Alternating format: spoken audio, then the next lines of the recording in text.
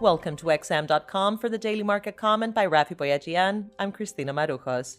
Global equities extended yesterday's strong gains, with Asian indices adding between 1 and 3% on Tuesday, and European and U.S. futures surging by 2%. The recovery theme continues to support risk assets as more businesses around the world are given the green light to reopen. Meanwhile, encouraging progress in the development of a vaccine for the coronavirus is helping calm fears of a second wave of infections. The avoidance of a second wave is critical in ensuring that the recovery that's just getting underway follows a V-shaped pattern, as future lockdowns necessitated by a flare-up in the pandemic would run the risk of pushing debt-ridden economies to the brink of collapse. For now, though, optimism is the order of the day, and if Wall Street rallies at the open as indicated by stock futures, the S&P 500 and the Dow Jones should manage to clear key resistance barriers and reinforce their uptrend. The improving risk appetite weighed on the U.S. dollar and other safe haven currencies on Tuesday. The dollar index was last down 0.4%, pushed lower by a stronger euro and pound. Sterling was one of the day's best performers, along with the risk-sensitive Australian dollar. The pound, which has been a laggard in FX markets throughout May, got a major boost on Monday after UK Prime Minister Johnson announced all shops will be able to reopen from June 15th.